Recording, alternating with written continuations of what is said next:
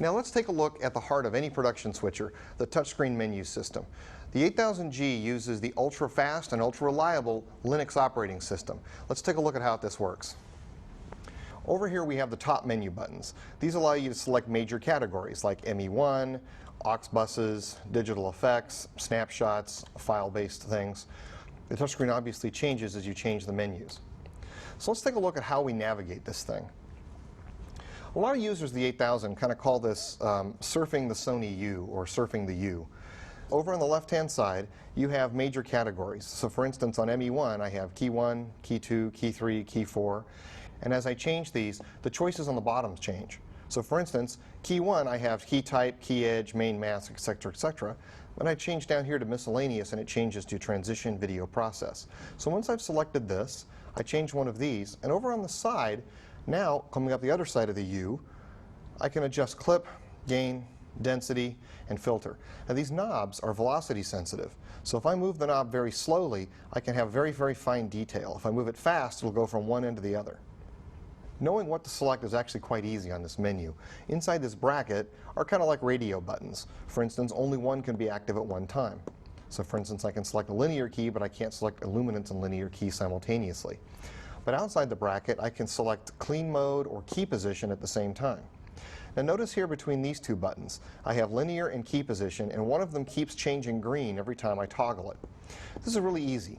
The green indicates what the knobs are assigned to. So for instance, when I have linear selected, it's now letting me adjust the clip gain and density and all the knobs over here. When I hit key position becomes active, and I can change the H phase, the left, or just the right of any kind of a key. The reason they change between orange and green is that linear is still active, but the knobs aren't active. So here I can see that key position is turned on, the knobs are active, but also the linear is still active. Any buttons that have no light inside of them, so to speak, is a submenu button. If I press this, it will now take me to a different submenu. And in this case, it took me to the key priority selection. Now I have a couple of ways to get back once I've gone into a submenu or I've navigated someplace else. The easiest way is to hit the previous button, which is down here in the corner. Or up here, just like a standard web browser, I can go back.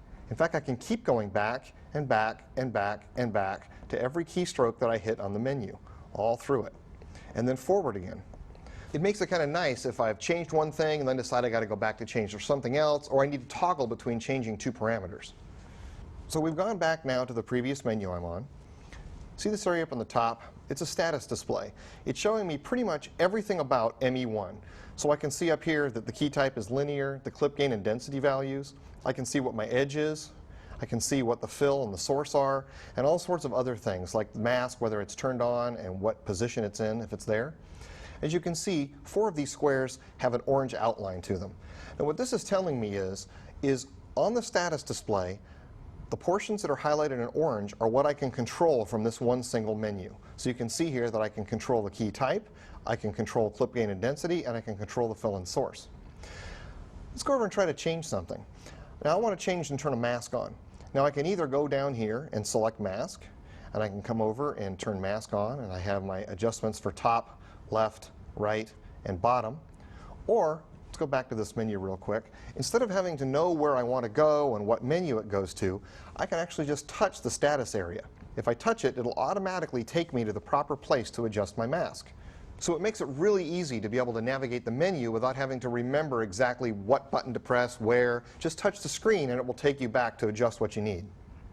So let's talk about a couple of other places on the menu. First off, up in this corner right here, it tells me what menu I'm on. So it says right now I'm on the Effect menu, and I'm talking about Master Timelines and the Store menu. If I go back to ME1, it's going to say ME1 Key 1 Type. If I hit Miscellaneous, it'll tell me I'm on ME1 Miscellaneous and the Key Priority. Let's go back to the Effect menu momentarily. On certain menus, if I actually touch this area, it comes up with a special display. For instance, this menu shows me the status of the entire memory of all effects in the switcher. Up in the upper right-hand corner, I have the ability to see a mini timeline without actually seeing the graphics of all the data I need to see when I'm building an effect. So over here, it's showing me I'm on effect number 38 on ME1. I have keyframe 1 of 2.